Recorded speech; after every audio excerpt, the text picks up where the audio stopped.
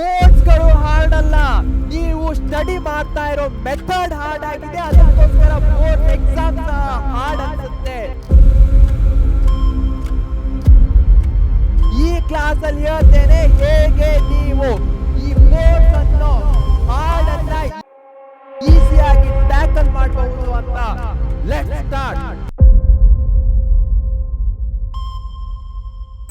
ಮಕ್ಕಳೇ, ಮೊದಲಿಗೆ ಈಸಿ ಅಂತ ಕಮೆಂಟ್ ಬಾಕ್ಸ್ ಅಲ್ಲಿ ಹಾಕಿ. ಯಾಕಂದ್ರೆ ಎಲ್ಲಿ ತನಕ ನೀವು ಹಾರ್ಡು, ಕಷ್ಟ, ಡಿಫಿಕಲ್ಟ್ ಅಂತ ಇರ್ತೀರೋ ಅಲ್ಲಿ ತನಕ ನೀವು ನಿಮ್ಮ ಮೈಂಡ್ ಅದನ್ನೇ ನಂಬ್ತಾ ಇರತ್ತೆ. ಅದೇ ಯಾವಾಗ ಬೋರ್ಡ್ಸು ಈಸಿ ಅಂತ ನೀವು ಕಮೆಂಟ್ ಅಲ್ಲಿ ಹಾಕ್ತಿರೋ ಆ ಮೆಸೇಜ್ ನಿಮ್ಮ ಮೈಂಡ್ಗೂ ಸಹ ಹೋಗುತ್ತೆ, ಆಟೋಮೆಟಿಕಲಿ ಈಸಿ ಆಗತ್ತೆ. ಎಲ್ರೂ ಸಹ ಕಮೆಂಟ್ ಅಲ್ಲಿ ಈಸಿ ಅಂತ ಹಾಕಿದ್ದೀರಾ ತಾನೆ? ಇವತ್ತಿನ ಕ್ಲಾಸು ಅತ್ಯಂತ ಸಿಂಪಲ್. ಬೋರ್ಡ್ಸ್ ನ ಪೇಪರ್ ಹೇಗ್ ಸೆಟ್ ಮಾಡ್ತಾರೆ, ಅವರು ಹೇಗೆ ಈಸಿ ಮಾಡ್ಕೊಳ್ಬಹುದು ಅಂತ ಸ್ಟೆಪ್ ಬೈ ಸ್ಟೆಪ್ ಹೇಳ್ತೇನೆ. ಲಾಸ್ಟ್ ಸ್ಲೈಡ್ ಎಕ್ಸ್ಟ್ರೀಮ್ಲಿ ಇಂಪಾರ್ಟೆಂಟ್ ಇರುವಂತಹದ್ದು, ಮಿಸ್ ಮಾಡೋ ಮಾತೇ ಇಲ್ಲ. Stop scaring yourself. ನಿಮ್ಮನ್ನ ನೀವೇ ಹೆದರ್ಸ್ಕೊಳ್ಬೇಡಿ. ಜಗತ್ನಲ್ಲಿ ಬಹಳ ಜನ ಇದ್ದಾರೆ, ಆ ಜನರ ಮಾತನ್ನ ನಾವು ನಂಬೋದ್ ಬೇಡ. ಹಾಗೆ ನಮ್ಮ ಮನಸ್ಸಿಗೂ ಸಹ ನಾವು ಹೆದರ್ಸೋದ್ ಬೇಡ. ಬೋರ್ಡ್ಸ್ಗಳು ಹಾರ್ಡ್ ಅಲ್ವೇ ಅಲ್ಲ. ಏನಾಗಿರುತ್ತೆ ಬೋರ್ಡ್ಸ್ ಎಕ್ಸಾಮ್ಸ್ಗಳು? ಸ್ಟ್ರಕ್ಚರ್ಡ್ ಆಗಿರುತ್ತೆ. ಪ್ರತಿಯೊಂದು ಕ್ವಶನ್ ಪೇಪರ್ಗೆ ಒಂದು ಸ್ಟ್ರಕ್ಚರ್ ಅನ್ನೋದಿರುತ್ತೆ. ಮೊದಲಿಗೆ ಆಬ್ಜೆಕ್ಟಿವ್ ಟೈಪ್ ಕ್ವಶನ್ಸ್ಗಳು 1 mark, 2 mark, 3 mark, 4 mark, 5 mark, ಈ ರೀತಿ ಒಂದು ಸ್ಟ್ರಕ್ಚರ್ ಇರುತ್ತೆ. ಪ್ರೆಡಿಕ್ಟೇಬಲ್. ಅದೆಷ್ಟೋ ಕ್ವಶನ್ಸ್ಗಳು ಹಿಂದಿನ ವರ್ಷ ಬಂದದ್ದು ಈ ವರ್ಷನೂ ಸಹ ಬರ್ತಾ ಇರತ್ತೆ. ಪ್ರೆಡಿಕ್ಟೇಬಲ್. ನಾವು ಅಂದಾಜು ಎಜಂಪ್ಷನ್ ಮಾಡಬಹುದು ಯಾವ ಕ್ವಶನ್ ಬರಬಹುದು ಅಂತ. ಒಂದ್ ಚಾಪ್ಟರ್ ತಗೊಂಡ್ರೆ ಇರೋದೇ 3-4 ಕ್ವಶನ್ ಇರುತ್ತೆ, ಅವುಗಳಲ್ಲಿ ಒಂದನ್ನ ಕೊಡಬೇಕಾಗಿರತ್ತೆ. ಹೀಗಾಗಿ ಪ್ರೆಡಿಕ್ಟ್ ಮಾಡಬಹುದು. ರಿಪಿಟೇಟಿವ್. ನಾವು ಪ್ರತಿ ಸಲ ಹೇಳ್ತಾ ಇರ್ತೇವೆ ಹಿಂದಿನ ವರ್ಷದ ಕ್ವಶನ್ ಪೇಪರ್ಸ್ಗಳನ್ನ ಮಾಡಿ ಮಾಡೆಲ್ ಪೇಪರ್ಸ್ಗಳನ್ನ ಮಾಡಿ, ಸ್ಟೇಟ್ ಪ್ರಿಪರೇಟರಿಗಳನ್ನ ಮಾಡಿ. ಯಾಕಂದ್ರೆ ಅದೆಷ್ಟೋ ಕ್ವಶನ್ಸ್ಗಳು ಅಲ್ಲಿಂದಾನೇ ರಿಪೀಟ್ ಆಗುತ್ತೆ. ರಿಪಿಟೇಟಿವ್. ಮಾರ್ಕಿಂಗ್ ಸ್ಕೀಮ್ ಬೇಸ್ಡ್ ಇರುತ್ತೆ. ನಿಮ್ಮ ಸ್ಟೆಪ್ಸ್ ಗಳಿಗೆ ಮಾರ್ಕ್ಸ್ ಅನ್ನ ಕೊಡ್ತಾರೆ, ನಿಮ್ಮ ಕೀವರ್ಡ್ಸ್ ಗಳಿಗೆ ಮಾರ್ಕ್ಸ್ ಅನ್ನ ಕೊಡ್ತಾರೆ. ಹೀಗಾಗಿ ಮಾರ್ಕಿಂಗಿಗೂ ಸಹ ಒಂಥರ ಸ್ಕೀಮ್ ಇದೆ. ನಮಗ್ ಗೊತ್ತು ಏನ್ ಮಾಡ್ಬೇಕು ಅಂತ. ಜೀವನದಲ್ಲಿ ಯಾವಾಗ ಕಷ್ಟ ಆಗತ್ತೆ ನಮಗ್ ಗೊತ್ತಿರಲ್ಲ, ಮುಂದೇನ್ ಮಾಡ್ಬೇಕು, ಏನು ಮುಂದವ್ರು ಎಕ್ಸ್ಪೆಕ್ಟ್ ಮಾಡ್ತಾ ಇದಾರೆ ಅಂತ. ಬಟ್ ಇಲ್ಲಿ ನಮಗ್ ಗೊತ್ತು ಪೇಪರ್ ಚೆಕ್ ಮಾಡೋರು ಏನನ್ನ ಎಕ್ಸ್ಪೆಕ್ಟ್ ಮಾಡ್ತಾ ಇದ್ದಾರೆ ಅಂತ, ಪೇಪರ್ ಸೆಟ್ ಮಾಡೋರು ಸಹ ಏನನ್ನ ರೆಫರ್ ಮಾಡ್ತಾ ಇದ್ದಾರೆ ಅಂತ ಗೊತ್ತು. ಹೀಗಿರ್ಬೇಕಾದ್ರೆ ಯಾಕೆ ಹೆದರ್ಬೇಕು? ಬೋರ್ಡ್ ಅತ್ಯಂತ ಈಸಿ ಆಗಿರುವಂತಹದ್ದು. ನಿಮ್ಮ ಪ್ರಿಪರೇಷನ್ ಮೆಥಡ್ಸ್ ಗಳಿಂದ ಅದನ್ನ ಹಾರ್ಡ್ ಮಾಡ್ಕೊಳ್ತಾ ಇದ್ದೀರಾ ಹೊರತು ಬೋರ್ಡ್ಸ್ ಯಾವತ್ತೂ ಹಾರ್ಡ್ ಅಲ್ಲ. ಏನಿದು? ಅದೆಷ್ಟೋ ಮಕ್ಕಳು ನಮ್ಮ ಪರೀಕ್ಷೆ ಚಾನೆಲ್ಗೆ ಬರ್ತೀರಾ, ಸ್ಟಾರ್ಟಿಂಗ್ ಅಲ್ಲಿ ವಿಡಿಯೋಸ್ಗಳನ್ನ ನೋಡ್ತೀರಾ, ಇಷ್ಟಪಡ್ತೀರಾ, ಅದಾದ್ಮೇಲೆ ಸಬ್ಸ್ಕ್ರೈಬ್ ಮಾಡಲ್ಲ. ಸಬ್ಸ್ಕ್ರೈಬ್ ಮಾಡೋದು ಯಾಕೆ ಇಂಪಾರ್ಟೆಂಟು? ಇಲ್ಲಿ ನಾವು ಅಪ್ಡೇಟ್ಸ್ಗಳನ್ನ ಕೊಡ್ತೇವೆ. ಇವತ್ತಿನ ವಿಡಿಯೋ ನಿಮಗೆ ಎಷ್ಟೊಂದು ಎಕ್ಸ್ಟ್ರೀಮ್ಲಿ ಹೆಲ್ಪ್ಫುಲ್ ಆಗಿರುವಂತಹದ್ದು. ಹಾಗೆ ಪ್ರತಿಯೊಂದು ವಿಡಿಯೋಸ್ಗಳನ್ನ ಮಾಡ್ತಾ ಇರ್ತೇವೆ, ಸಬ್ಜೆಕ್ಟ್ ವೈಸ್ ಇರುತ್ತೆ. ಇದರಿಂದ ನಿಮಗೆ ನೋಟಿಫಿಕೇಶನ್ಸ್ಗಳು ಬರಬೇಕಂದ್ರೆ, ಹಾಗೆ ಈ ವಿಡಿಯೋಸ್ಗಳು ಆಟೋಮೆಟಿಕಲಿ ಮೇಲ್ ಬರಬೇಕಂದ್ರೆ ನೀವು ಸಬ್ಸ್ಕ್ರೈಬ್ ಮಾಡೋದು ಇಂಪಾರ್ಟೆಂಟ್ ಆಗತ್ತೆ. ಇಲ್ಲಿ ನೀವು ನೋಡಬಹುದು, ಸುಮಾರು 76% ಆಫ್ ಮಕ್ಕಳು ನಮ್ಮ ವಿಡಿಯೋಸ್ಗಳನ್ನ ನೋಡ್ತಾರೆ, ಬಟ್ ಸಬ್ಸ್ಕ್ರೈಬ್ ಮಾಡಿಲ್ಲ. ಸಬ್ಸ್ಕ್ರೈಬ್ ಮಾಡಿರೋದು ಆಲ್ಮೋಸ್ಟ್ 24% ಅಷ್ಟೇ. ನೀವು ಸಹ ಈ 76% ಇಲ್ಲ ಅನ್ಕೊಳ್ತೇನೆ. ಈಗಲೇ ಆ ಸಬ್ಸ್ಕ್ರೈಬ್ ಬಟನ್ ಒತ್ತಿ. Very important. ಇನ್ನೇನು ಲಿಮಿಟೆಡ್ ಡೇಸ್ಗಳಿರುವಂತಹದ್ದು ನಿಮ್ಮ ಫೈನಲ್ ಎಕ್ಸಾಮ್ಸ್ಗೆ. ಈ ಪರೀಕ್ಷೆ ಅನ್ನೋ ಒನ್ ಸ್ಟಾಪ್ ಸೊಲ್ಯೂಷನ್ ಅನ್ನ ಮಿಸ್ ಮಾಡ್ಕೊಳಿಕ್ ಹೋಗ್ಬೇಡಿ. ಮಾಡಿದ್ರ ಸಬ್ಸ್ಕ್ರೈಬ್? ಥಮ್ಸ್ ಅಪ್ ಕೊಡಿ ಮಾಡಿದ್ರೆ. Next, truth. Boards are a system. Boards ಅನ್ನೋದು ಒಂದು ಸಿಸ್ಟಮ್ ತರ. ಇಲ್ಲಿ ಮಷಿನ್ ಇದೆಯಲ್ಲ ವರ್ಕ್, ಅದೇ ರೀತಿ ಅವು ಏನ್ ಮಾಡತ್ತೆ? ಕಾನ್ಸೆಪ್ಟ್ಸ್ ಗಳನ್ನ ಅವು ಟೆಸ್ಟ್ ಮಾಡತ್ತೆ, ಆನ್ಸರ್ಸ್ ಗಳನ್ನ ಸ್ಟ್ಯಾಂಡರ್ಡ್ ಆಗಿರ್ಬೇಕು ಅಂತ ಎಕ್ಸ್ಪೆಕ್ಟ್ ಮಾಡತ್ತೆ, ಪ್ರೆಸೆಂಟೇಶನ್ ಪ್ರಾಪರ್ ಆಗಿರ್ಬೇಕು ಅಂತ ಎಕ್ಸ್ಪೆಕ್ಟ್ ಮಾಡತ್ತೆ. Time management. 3 hours ನಲ್ಲಿ ನೀನು ಪೇಪರ್ ಅನ್ನ ಮುಗಿಸ್ಬೇಕಾಗತ್ತೆ. ಹೀಗಾಗಿ ಇದು ಟೈಮ್ ಮ್ಯಾನೇಜ್ಮೆಂಟ್ ಅನ್ನ ಟೆಸ್ಟ್ ಮಾಡತ್ತೆ. ಇದು ನೀನು ಜೀನಿಯಸ್ ಇದೆಯೋ, IQ 200 300 ಇದೆಯೋ, ಅವುಗಳನ್ನ ಚೆಕ್ ಮಾಡಲ್ಲ. ನೀವು ಜೀನಿಯಸ್ ಆಗಿಲ್ಲ ಅಂದ್ರೂ ನಡೆಯುತ್ತೆ. They test preparation. ನೀನು ಎಷ್ಟೊಂದು ಚೆನ್ನಾಗಿ ಪ್ರಿಪರೇಷನ್ ಅನ್ನ ಮಾಡಿದ್ದೀಯಾ ಅಂತ ಟೆಸ್ಟ್ ಮಾಡತ್ತೆ. ಸಿಂಪಲ್, ಏನನ್ನ ಟೆಸ್ಟ್ ಮಾಡತ್ತೆ ಅಂತ ನಮ್ಗೆ ಗೊತ್ತು, ಹೇಗೆ ಅವ್ರ ಪೇಪರ್ ಅನ್ನ ಸೆಟ್ ಮಾಡ್ತಾರೆ ಅಂತ ಗೊತ್ತು. ಹಾಗಾದ್ಮೇಲೆ ಯಾಕೆ ಹೆದರಿಕೆ? 80% questions are predictable, very important ಆಗಿರುವಂತಹದ್ದು. 4 ಮಾಡೆಲ್ ಪೇಪರ್ಸ್ ಗಳನ್ನ ನೋಡಿದ್ಮೇಲೆ ನಿಮಗೆ ಗೊತ್ತಾಗತ್ತೆ ಈ ಚಾಪ್ಟರ್ ನಿಂದ ಈ ಕ್ವಶನ್ ಬರುತ್ತೆ ಅಥವಾ ಈ ಕ್ವಶನ್ ಬರುತ್ತೆ. Advent of Europeans to India, ಭಾರತಕ್ಕೆ ಯುರೋಪಿಯನ್ನರ ಆಗಮನ, ಸೋಷಿಯಲ್ ಸೈನ್ಸ್ ನ ಮೊದಲ ಚಾಪ್ಟರ್. ಇದರಿಂದ 3 ಮಾರ್ಕ್ಸ್ಗೆ ಬ್ಲೂ ಪ್ರಿಂಟ್ ವೈಸ್ ಮಾರ್ಕ್ಸ್ ಬರ್ತಿದೆ ಅಂತಿದ್ದಾರೆ. ಯಾವ್ದು ಬರ್ಬೋದು 3 ಮಾರ್ಕ್ಸ್ಗೆ? ಪ್ಲಾಸಿ ಕದನ ಇಂಪಾರ್ಟೆಂಟ್, ಬಕ್ಸಾರ್ ಕದನ, ಸೆಕೆಂಡ್ ಕಾರ್ನಾಟಿಕ್ ವಾರ್, ಈ 3 ಇಂಪಾರ್ಟೆಂಟ್ ಆಗತ್ತೆ. ಮಾರ್ತಾಂಡ ವರ್ಮ, ಈ 4 ವೆರಿ ಇಂಪಾರ್ಟೆಂಟ್ ಆಗಿರುವಂತಹದ್ದಾಗಿದೆ. ಇಲ್ಲ ಅಂದ್ರೆ ಮತ್ತೊಂದು 5 ಮಾಡ್ಬೇಕಂದ್ರೆ ಹೇಗೆ ಯುರೋಪಿಯನ್ನರು ಭಾರತಕ್ಕೆ ಬಂದ್ರು, ಏನ್ ಸಹಾಯ ಮಾಡ್ತು ಅಂತ ಕೇಳ್ಬೋದು. ಈ 5 ಕ್ವಶನ್ಸ್ ಗಳು ಬರಬೇಕಾಗಿರುವಂತಹದ್ದು, ಇವೇ ರಿಪೀಟ್ ಆಗಿರುವಂತಹದ್ದು ಬಹಳಷ್ಟು ಬಾರಿ. ಹೀಗಾಗಿ 80% ಕ್ವಶನ್ಸ್ ಗಳು ಪ್ರೆಡಿಕ್ಟೇಬಲ್ ಆಗಿರುತ್ತೆ. ಸೇಮ್ ಕ್ವಶನ್ ಟೈಪ್ಸ್ ಗಳು ಬರುತ್ತೆ. ಸಿಂಪಲ್, ಒಂದು ಬ್ಯಾಂಕ್ ಅಕೌಂಟ್ ಅನ್ನ ಕೊಡ್ತಾರೆ, ನಾನು ಸೇವಿಂಗ್ಸ್ ಗಳನ್ನ ಮಾಡಬೇಕು, ನಾನು ಪೆನ್ಷನರು, ನಾನು ಬಿಸ್ನೆಸ್ ಮ್ಯಾನ್ ಅಂತ ಕೇಳ್ತಾರೆ, ಯಾವ ಬ್ಯಾಂಕ್ ಅಕೌಂಟ್ ಅನ್ನ ಸಿಲೆಕ್ಟ್ ಮಾಡಬೇಕು. ಸೇಮ್ ಇರುತ್ತೆ, ಕ್ವಶನ್ ಟೈಪ್ಸ್ ಚೇಂಜ್ ಆಗತ್ತೆ ಕೇಳುವಂತಹದ್ದು. ಮ್ಯಾಥ್ಸ್ ಅಲ್ಲೂ ಸಹ √2 ಇರ್ಯಾಷನಲ್ ಅಂತ ತಿಳಿಸಿ, ಅಭಾಗಲಬ್ಧ, √3, √5 ಈ ರೀತಿನೇ ಚೇಂಜ್ ಆಗ್ತಾ ಹೋಗುತ್ತೆ ನಂಬರ್ಸ್ಗಳು. ಅದು ಸಹ ಏನು ಸೇಮ್ ಕ್ವಶನ್ ಟೈಪ್ಸ್ ಇರುತ್ತೆ. ಪ್ಯಾಟರ್ನ್ಸ್ಗಳು ಸಿಂಪಲ್, ನಿಮ್ಮ ಪ್ರಬಂಧ ಇರ್ಬೋದು, ಪತ್ರಲೇಖನ ಇರ್ಬೋದು, ಎಲ್ಲವೂ ಸಹ ಒಂದೇ ಪ್ಯಾಟರ್ನ್ ಅನ್ನು ಒಳಗೊಂಡಿರುತ್ತೆ. ಗಾದೆ ಮಾತುಗಳು ಸೇಮ್ ಪ್ಯಾಟರ್ನ್ಸ್ಗಳು. ಮ್ಯಾಪ್ ಅಲ್ಲೂ ಸಹ ನೀವು ಪ್ಲೇಸಸ್ ಗಳನ್ನ ಡಿನೋಟ್ ಮಾಡಬೇಕಾಗತ್ತೆ, 10ರಲ್ಲಿ 5 ಚಾಪ್ಟರ್ ವೇಟೇಜ್ ಸೇಮ್ ಇದು, ನಮ್ಮ ಬ್ಲೂ ಪ್ರಿಂಟ್ ನವ್ರು ಕೊಟ್ಟಿದ್ದಾರಲ್ಲ ಅದ್ರ ಪ್ರಕಾರನೇ ಏನಿರತ್ತೆ, ನಮ್ಮ ಚಾಪ್ಟರ್ ವೇಟೇಜ್ ಇರತ್ತೆ. 1-2 ಮಾರ್ಕ್ಸ್ ಯಾವುದೋ ಒಂದು ಚಾಪ್ಟರ್ಸ್ ಚೇಂಜ್ ಆಗ್ಬಹುದು, ಬಟ್ ಮೆಜಾರಿಟಿ ಅದೇ ಇರುತ್ತೆ. ಇಷ್ಟೆಲ್ಲ ಇರ್ಬೇಕಾದ್ರೆ ಬೋರ್ಡ್ಸ್ಗಳು ಅತ್ಯಂತ ಈಸಿ ತಾನೇ? ಎಸ್. ಸೊ ನೀವು ಏನ್ ಮಾಡಬೇಕು, ಟೆಕ್ಸ್ಟ್ ಬುಕ್ ನ ಕ್ವಶನ್ಸ್ ಗಳನ್ನ ಮಾಡಬೇಕು, ಪ್ರೀವಿಯಸ್ ಇಯರ್ ಪೇಪರ್ಸ್ ಗಳನ್ನ ಮಾಡಬೇಕು, ಸ್ಯಾಂಪಲ್ ಪೇಪರ್ಸ್ಗಳು, ಮಾಡೆಲ್ ಪೇಪರ್ಸ್ಗಳು. ನಮ್ಮ ಪರೀಕ್ಷೆ ಚಾನಲ್ ನಿಂದಲೇ ನಾವು ಸ್ಯಾಂಪಲ್ ಪೇಪರ್ಸ್ ಗಳನ್ನ ಬಿಟ್ಟಿದ್ದೇವೆ, ಅವುಗಳನ್ನ ತೊಗೊಳ್ಳಿ, ಪ್ರಾಕ್ಟೀಸ್ ಮಾಡಿ, ವಿತ್ ಡೀಟೇಲ್ ಸೊಲ್ಯೂಷನ್ ಅನ್ನ ಪ್ರೊವೈಡ್ ಮಾಡಿದ್ದೇವೆ. ನಿಮಗೆ ಗೊತ್ತಾಗತ್ತೆ ಏನು ಆನ್ಸರ್ಸ್ ಗಳನ್ನ ಬರಿಬೇಕು ಅಂತ. ಇಷ್ಟು ಮಾಡಿದ್ರೆ ಯು ಆರ್ ಆಲ್ರೆಡಿ ಅಹೆಡ್, ನೀವು ಆಲ್ರೆಡಿ ಮುಂದಿದ್ದೀರಾ. ಸೊ ಎಲ್ರೂ ಸಹ ಕಮೆಂಟ್ ಅಲ್ಲಿ ಅಹೆಡ್ ಅಂತ ತಿಳಿಸಿ. ಅಹೆಡ್ ಅಂದ್ರೇನು? ಮುಂದಿರೋದು. ನೀವು ಇವುಗಳನ್ನ ಮಾಡ್ತೀರಾ, ಮುಂದೆ ಹೋಗ್ತೀರಾ ಅಂತ ತಿಳಿಸ್ಲಿಕ್ಕೆ ಕಮೆಂಟ್ ಅಲ್ಲಿ ಅಹೆಡ್ ಅಂತ ತಿಳಿಸಿ. ನೀವೆಲ್ಲರೂ ಜೀವನದಲ್ಲಿ ಮುಂದೆ ಬರಬೇಕು, ಅದೇ ನನ್ನ ಆಸೆ. ಅದನ್ನ ನಿಮ್ಮ ಮೈಂಡ್ಗೂ ಸಹ ತಿಳಿಸಿ. ಯಾಕೆ ಬೋರ್ಡ್ಸ್ಗಳು ಹಾರ್ಡ್ ಆಗತ್ತೆ? ಇದು ಸಿಲೆಬಸ್ನ ಕಾರಣದಿಂದ ಅಲ್ಲ, ಪ್ರೋಕ್ರಾಸ್ಟಿನೇಷನ್.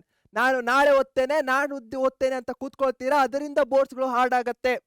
ಒಂದು ಕ್ಲಿಯರ್ ಪ್ಲಾನ್ ಅನ್ನೋದೇ ಇರಲ್ಲ. ಒಂದ್ ಚಾಪ್ಟರ್ ಅನ್ನ ಅರ್ಧ ಮುಗಿಸ್ತೀರಾ, ಮತ್ತೊಂದು ಚಾಪ್ಟರ್ಗೆ ಬರ್ತೀರಾ, ಅದು ಅರ್ಧ ಮಾಡ್ತೀರಾ. ಎಲ್ಲಿದೆ ರೀ ನಿಮ್ ಪ್ಲಾನು?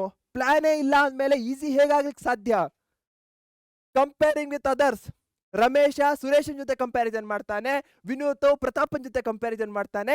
ಹೀಗಿರ್ಬೇಕಾದ್ರೆ ಎಲ್ಲಿ ಸಕ್ಸಸ್ ಬರ್ಲಿಕ್ಕೆ ಸಾಧ್ಯ? ನೀವು ನಿಮ್ ಜೊತೆ ಕಂಪ್ಯಾರಿಸನ್ ಮಾಡ್ಕೊಳ್ಬೇಕು.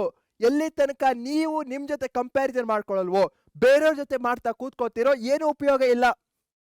Studying without writing practice. ನಿಮ್ಮ ಎಕ್ಸಾಮ್ ಇರೋದೇ ಬರೆಯೋ ಮೋಡಲ್ಲಿ. ಹೀಗಿರ್ಬೇಕಾದ್ರೆ ರೀಡಿಂಗು ಮಾಡ್ತಾ ಕೂತ್ಕೊಂಡ್ರೆ ಪ್ರಾಕ್ಟೀಸ್ ಮಾಡೋರು ಯಾರು? ಬರೆಯೋದನ್ನ ಪ್ರಾಕ್ಟೀಸ್ ಮಾಡ್ಕೊಳ್ಳಿ. Fear of failure. ಅಯ್ಯೋ ನಾನು ಫೇಲ್ ಆದ್ರೆ ಏನು, ಅಯ್ಯೋ ಮಾರ್ಕ್ಸ್ ಕಡಿಮೆ ಬಂದ್ರೆ ಏನು, ಯಾಕೆ ನೀವು ಈ ರೀತಿ ಯೋಚಿಸ್ತೀರಾ? ಯಾಕೆ ನಾನು ಟಾಪ್ ಆದ್ರೆ ಏನು ಅಂತ ಯೋಚಿಸಿ, ನಾನು ಔಟ್ ಆಫ್ ಔಟ್ ತಗೊಂಡ್ರೆ ಏನು. ಈ ರೀತಿ ಪಾಸಿಟಿವ್ ಥಿಂಕಿಂಗ್ ಅನ್ನ ನಿಮ್ಮ ಮೈಂಡ್ ಅಲ್ಲಿ ತೆಗೆದುಕೊಳ್ಳಿ. ನಿಮ್ಮ ಮನಸ್ಸು ನೆಗೆಟಿವ್ ಅನ್ನ ಯೋಚಿಸಬಹುದಾದಂದ್ರೆ ಅದು ಪಾಸಿಟಿವ್ ಅನ್ನು ಸಹ ಯೋಚಿಸಬಹುದಲ್ವಾ? ಹೀಗಾಗಿ ಆದಷ್ಟು ಮೈಂಡ್ ಅನ್ನ ಪಾಸಿಟಿವಿಟಿಯಿಂದ ತುಂಬಿಕೊಳ್ಳಿ. ಸೊ ಯಾಕೆ ಮಕ್ಕಳು ಮಾರ್ಕ್ಸ್ ಗಳನ್ನ ಲೂಸ್ ಮಾಡ್ತಾರೆ? ಬಹಳಷ್ಟು ಕಡಿಮೆ ಬರೆಯೋದು. 3 ಮಾರ್ಕ್ಸ್ಗೆ 4 ಪಾಯಿಂಟ್ಸ್ ಗಳನ್ನ ಬರೆಯೋದು ತಪ್ಪು. 3 ಮಾರ್ಕ್ಸ್ಗೆ 6 ಪಾಯಿಂಟ್ಸ್ ಗಳನ್ನ ಬರಿಬೇಕಾಗತ್ತೆ. ಅವ್ರು ಏನ್ ಕೇಳಿರ್ತಾರೋ ಅದನ್ನ ಬರೆಯೋದನ್ನ ಬಿಟ್ಟು ಆ ಚಾಪ್ಟರ್ ನಲ್ಲಿರುವಂತಹದ್ದು ಎಲ್ಲವನ್ನೂ ಸಹ ಬರೆಯೋದು. ಸ್ಟೋರಿ, ಕಥೆಯನ್ನ ಕಟ್ಟಿ ಬರೆಯೋದು. ಯಾರು ಪೇಪರ್ ಚೆಕ್ ಮಾಡ್ತಾ ಇರ್ತಾರೋ ಅವರು ಕಥೆಯನ್ನ ಹುಡುಕಲ್ಲ, ನೀನು ಎಷ್ಟು ಲೈನ್ಸ್ ಗಳನ್ನ ತುಂಬಿಸಿದ್ಯಾ ಅಂತ ನೋಡಲ್ಲ. ಅವ್ರು ನೋಡೋದೇನು ಕೀವರ್ಡ್ಸ್ ಗಳಿಗೆ. ಹೀಗಾಗಿ ಸ್ಟೋರೀಸ್ ಗಳನ್ನ ಬರೀತಾ ನಾನು ಪೇಪರ್ ಅನ್ನ ಬರೆದೆ ಅಂತ ತಿಳ್ಕೊಳ್ಬೇಡಿ, ಕೀವರ್ಡ್ಸ್ ಗಳನ್ನ ಬರೀರಿ, ಮಾರ್ಕ್ಸ್ ಆಟೋಮೆಟಿಕಲಿ ಬರುತ್ತೆ. ಪುವರ್ ಪ್ರೆಸೆಂಟೇಷನ್, ಬರೀ ಒಂದ್ 4 ಲೈನ್ ಅಲ್ಲಿ 10 ಚಿತ್ಕಾಟೆ ಇರುತ್ತೆ. ಹೀಗಿರ್ಬೇಕಾದ್ರೆ ಯಾರೇ ಪೇಪರ್ ಚೆಕ್ ಮಾಡ್ತಾ ಇದ್ರು ಅವ್ರಿಗೆ ಏನ್ ಅನ್ಸುತ್ತೆ, ಇವ್ನಿಗೇನೂ ಬರಲ್ಲ, ಯಾರ್ದೋ ಕಾಪಿ ಮಾಡ್ತಾ ಇರ್ಬೋದು ಅನ್ಸ್ಬೋದು. ಹೀಗಾಗಿ ಆದಷ್ಟು ಕ್ಲೀನ್ ಇರ್ಲಿ ಪ್ರೆಸೆಂಟೇಷನ್. ಒಂದ್ ಆನ್ಸರ್ ಬರ್ದಾದ್ಮೇಲೆ ಒಂದ್ ಲೈನ್ ಅನ್ನ ಬಿಟ್ಟು ನೆಕ್ಸ್ಟ್ ಕ್ವಶನ್ ಅನ್ನ ಅಟೆಂಪ್ಟ್ ಮಾಡಿ. ಇದು ಬೇಸಿಕ್ ಆಗಿರುವಂತಹದ್ದು. ಅಂಡರ್ಲೈನ್ ಮಾಡಿ ಕೀವರ್ಡ್ಸ್ ಗಳನ್ನ. ಮ್ಯಾಥ್ಸ್ ನಲ್ಲಿ ಸ್ಟೆಪ್ಸ್ ಗಳನ್ನ ಸ್ಕಿಪ್ ಮಾಡಿ ಲಾಸ್ಟ್ ಅಲ್ಲಿ ಆನ್ಸರ್ಸ್ ಗಳನ್ನ ಬರೆಯೋದು. ನಿಮಗ್ ಗೊತ್ತು, ನನಗೂ ಗೊತ್ತು ಆನ್ಸರ್ ಬರುತ್ತೆ ಅಂತ, ಬಟ್ ಹೇಗ್ ಬಂತು ಅಂತ ಮುಂದವ್ರಿಗೆ ಗೊತ್ತಾಗ್ಬೇಕಲ್ಲ, ಅದಕ್ಕೋಸ್ಕರ ಸ್ಟೆಪ್ಸ್ ಗಳನ್ನ ಬರೀಲೇಬೇಕು. ಯೂನಿಟ್ಸ್ ಗಳನ್ನ ಮಿಸ್ ಮಾಡೋದು, ಎಸ್ಪೆಷಲಿ ಮ್ಯಾಥ್ಸ್ ಗಳಲ್ಲಿ ಇರಬಹುದು, ಫಿಸಿಕ್ಸ್ ಅಲ್ಲಿ ಇರಬಹುದು. ಟೈಮ್ ಮ್ಯಾನೇಜ್ಮೆಂಟ್ ಮಾಡದೇ ಇರೋದು, ಎಸ್ಪೆಷಲಿ ಕನ್ನಡ ಸಬ್ಜೆಕ್ಟ್ಸ್ ಗಳಲ್ಲಿ, ಲ್ಯಾಂಗ್ವೇಜಸ್ ಗಳಲ್ಲಿ ಏನ್ ಮಾಡ್ತೀರಾ, ಸ್ಟಾರ್ಟಿಂಗ್ ಅಲ್ಲೇ ಎಲ್ಲವನ್ನೂ ಸಹ ಬರಿತಾ ಇರ್ತೀರಾ. 2 ಮಾರ್ಕ್ಸ್ ಕೇಳಿರ್ತಾರೆ, 1 ಪೇಜ್ ಬರಿತೀರಾ. ಅದಾದ್ಮೇಲೆ ಲಾಸ್ಟ್ ಅಲ್ಲಿ ಯಾವ್ದಕ್ಕೆ 5 ಮಾರ್ಕ್ಸ್ ಕೇಳಿರ್ತಾರೋ ಅದಕ್ಕೆ 2 ಲೈನ್ ಬರೀಲಿಕ್ಕೂ ಸಹ ಟೈಮ್ ಇರಲ್ಲ. ಪ್ರಾಪರ್ ಟೈಮ್ ಮ್ಯಾನೇಜ್ಮೆಂಟ್ ನೀವು ಮಾಡ್ಲಿಕ್ಕಾಗಲ್ಲ. ಈ ಎಲ್ಲಾ ಮಿಸ್ಟೇಕ್ಸ್ ಗಳನ್ನ ಮಾಡಬೇಡಿ. ಒಂದ್ ಕ್ವಶನ್ ಬರ್ತಾ ಇಲ್ವೋ 30 ಸೆಕೆಂಡ್ಸ್ ಆದ್ಮೇಲೆ ನೆಕ್ಸ್ಟ್ ಕ್ವಶನ್ ಹೋಗಿ ಸ್ವಲ್ಪ ಸ್ಪೇಸ್ ಅನ್ನ ಬಿಡಿ. ಇದೇ ಬೇಸಿಕ್ ಆಗಿ ಮಾಡ್ಬೇಕಾಗಿರುವಂತಹದ್ದು. ಒಂದೊಂದ್ ಸೆಕ್ಷನ್ ಮುಗಿದ್ಮೇಲೆ ಎಷ್ಟು ಟೈಮ್ ಆಯ್ತು, ಇನ್ನು ಎಷ್ಟು ಟೈಮಲ್ಲಿ ನಾನು ಎಷ್ಟು ಮುಗಿಸ್ಬೇಕು ಅಂತ ಗಡಿಯಾರ ಮುಂದಿರುತ್ತೆ, ಅದನ್ನ ನೋಡ್ಕೊಂಡು ಕನ್ಫರ್ಮ್ ಮಾಡ್ಕೊಳ್ಳಿ. ಸೊ ರಿಯಲ್ ಸ್ಟ್ರಾಟಜಿ ಏನಾಗಿರ್ಬೇಕು, ಅಂಡರ್ಸ್ಟ್ಯಾಂಡ್. ಏನ್ ಅಂಡರ್ಸ್ಟ್ಯಾಂಡ್ ಮಾಡ್ಕೊಳ್ಬೇಕು, ಯಾವ್ದು ಇಂಪಾರ್ಟೆಂಟ್ ಇದೆ ಅಂತ ಅಂಡರ್ಸ್ಟ್ಯಾಂಡ್ ಮಾಡ್ಕೊಳ್ಬೇಕು. ಅದನ್ನ ಪ್ರಾಕ್ಟೀಸ್ ಮಾಡಬೇಕು, ಬರೆದು ತೆಗಿಬೇಕು. ಹಾಗೆ ರಿವೈಸ್ ವೆರಿ ಇಂಪಾರ್ಟೆಂಟು. ಮನುಷ್ಯನ ಮೆದುಳು ಯಾವ ರೀತಿ ಕೆಲಸ ಮಾಡುತ್ತೆ, ನಾವು ಎಷ್ಟು ಬಾರಿ ಅದಕ್ಕೆ ಪದೇ ಪದೇ ರಿಪಿಟೇಟಿವ್ ಆಗಿ ಹೇಳ್ತಾ ಹೋಗ್ತೇವೋ ಅಷ್ಟು ಬಾರಿ ಅದಲ್ಲಿ ಕೂತ್ಕೊಳ್ಳುತ್ತೆ. ನಿಮ್ಗೇನಾದ್ರೂ ಒಂದು ಥಿಂಗ್ ಅನ್ನ 3 ದಿನದ ಹಿಂದೆ ಹೇಳಿದ್ದು ಈಗ ನೆನಪಲ್ಲಿರ್ಬೇಕಂದ್ರೆ ಏನ್ ಮಾಡ್ಬೇಕು, ನಿನ್ನೆನೂ ನೆನ್ಪು ಮಾಡ್ಕೊಂಡಿರ್ಬೇಕು. ಇವತ್ತು ಇದೇ ರೀತಿ ನಮ್ಮ ಮೈಂಡು, ನಮ್ಮ ಕಾನ್ಸೆಪ್ಟ್ಸ್ಗಳು ಸಹ ರಿವಿಷನ್ ಮಾಡ್ಬೇಕಾಗತ್ತೆ. ಕೊನೆಗೆ ಟೆಸ್ಟ್, ನಾನು ಏನೇನು ಓದಿದ್ದೇನೋ ಅದನ್ನ ಟೆಸ್ಟ್ ಮಾಡ್ಕೊಳ್ಬೇಕು. ಮಾಕ್ ಟೆಸ್ಟ್ ಅನ್ನ ಕೊಡಿ, ಒಂದು ಮಾಡೆಲ್ ಪೇಪರ್ ಅನ್ನ ಸಿಲೆಕ್ಟ್ ಮಾಡ್ಕೊಂಡು ನೀವೇ ಬರೀಲಿಕ್ಕೆ ಸ್ಟಾರ್ಟ್ ಮಾಡಿ. ನಾಟ್ ಇದನ್ನ ಮಾಡಬೇಡಿ. Read read read panic. ಓದೋದು, ಎಲ್ಲ ಓದೋದು, ಮಗ್ಗಪ್ ಮಾಡೋದು, ಕೊನೆಗೆ ಏನೂ ನೆನಪಲ್ಲಿರಲ್ಲ. What's the use? ನಮ್ಮ ಥೇರಿ ಸಬ್ಜೆಕ್ಟ್ ಅನ್ನ ಕಂಪ್ಲೀಟ್ ಮಾಡೋದಾಗಿರ್ಬಾರ್ದು.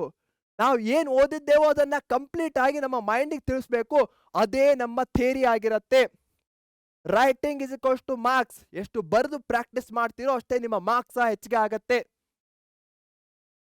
ಸೊ ಎಕ್ಸಾಮ್ ಹಾಲ್ ಅಲ್ಲಿ ಏನ್ ಮಾಡಿ, ಈಸಿ ಕ್ವಶನ್ಸ್ ಗಳನ್ನ ಫಸ್ಟ್ ಅಟೆಂಪ್ಟ್ ಮಾಡಿ. ಆದ್ರೆ 1, 2, 3 ಇದೇ ಸೀರೀಸ್ ವೈಸ್ ಅಲ್ಲಿ ಹೋಗಿ, serial wise.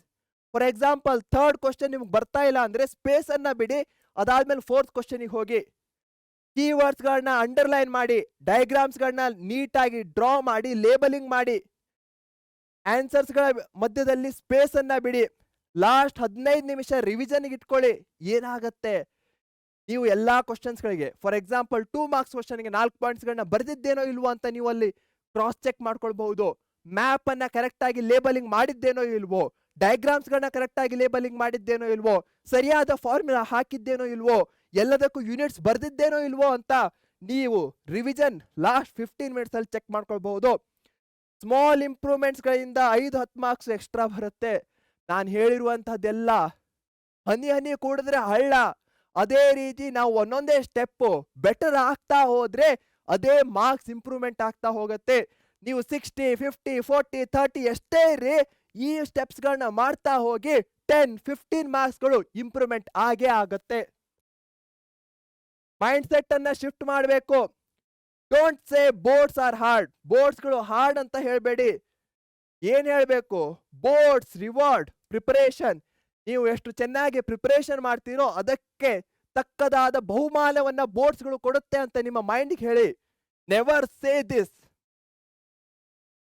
So thousands of average students score 85+ in every year. Y?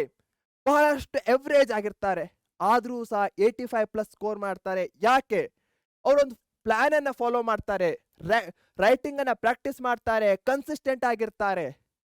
ನೀವು ಸಹ ಆ ಆವರೇಜ್ ಸ್ಟೂಡೆಂಟ್ ಆಗಿ 85+ ಸ್ಕೋರ್ ಮಾಡಬೇಕು ಅಂತ ಇದ್ರೆ ಕಮೆಂಟ್ ಅಲ್ಲಿ 85+ ಅಂತ ಹಾಕಿ. ಹಾಗೆ ಹೊಸದಾಗಿ ಪರೀಕ್ಷೆ ಚಾನೆಲ್ ಬಂದಿದ್ರೆ ಈಗಲೇ ಆ ಸಬ್ಸ್ಕ್ರೈಬ್ ಬಟನ್ ಅನ್ನು ಒತ್ತಿ. This will be your greatest decision in 10th. You can do it. Boards are not hard. ನಾನು ಪ್ರತಿ ಕ್ಲಾಸಲ್ಲೂ ಹೇಳ್ತೇನೆ, ಈಗ ಮತ್ತೊಮ್ಮೆ ಹೇಳ್ತೇನೆ, ನನಗೆ ನಿಮ್ಮಲ್ಲಿ ಪೂರ್ತಿಯಾದ ನಂಬಿಕೆ ಇದೆ. ನಿಮಗಿದೆಯಾ ನಿಮ್ಮ ಮೇಲೆ ನಂಬಿಕೆ? ಅದು ಇಂಪಾರ್ಟೆಂಟ್ ಆಗತ್ತೆ. ಬೋರ್ಡ್ಸ್ಗಳು ಎಂದೂ ಹಾರ್ಡ್ ಅಲ್ಲ. ಬೋರ್ಡ್ಸ್ಗಳು ಈಸಿ ಆಗಿರುವಂತಹದ್ದು, ಪ್ರೆಡಿಕ್ಟೇಬಲ್ ಇರುವಂತಹದ್ದು, ರಿಪಿಟೇಟಿವ್ ಆಗಿರುವಂತಹದ್ದು. ಹೀಗಿರ್ಬೇಕಾದ್ರೆ ಯು ಕ್ಯಾನ್ ಡೂ ಇಟ್. 100ಕ್ಕೆ 100% ಭರವಸೆ ಇದೆ, ನೀವು ಸಹ 80+, 85+ ಸ್ಕೋರ್ ಮಾಡಬಹುದು ಅಂತ. ಬಟ್ ನೀವು ನಿಮ್ಮನ್ನ ನಂಬ್ತೀರಾ? ಅದೇ ಮುಖ್ಯವಾದ ಪ್ರಶ್ನೆ. ಎಲ್ಲಿ ತನಕ ನೀವು ನಿಮ್ಮನ್ನ ನಂಬಲ್ವೋ ಅಲ್ಲಿ ತನಕ ನಾನು ಇಲ್ಲಿ ನಿಂತು ಎಷ್ಟೇ ಪ್ಲಾನಿಂಗ್ ಹೇಳಿದ್ರು ಏನು ಉಪಯೋಗ ಇಲ್ಲ. ನಿಮ್ಮನ್ನ ನಂಬಿ ಈ ಪ್ಲಾನ್ಸ್ಗಳನ್ನ ಏನ್ ಕೊಟ್ಟಿದ್ದೇನೋ ಅದನ್ನ ಎಕ್ಸಿಕ್ಯೂಷನ್ ಮಾಡಿ. ಗೆಲುವು ನಿಮ್ದಾಗತ್ತೆ, ಖುಷಿ ನನಗಾಗತ್ತೆ.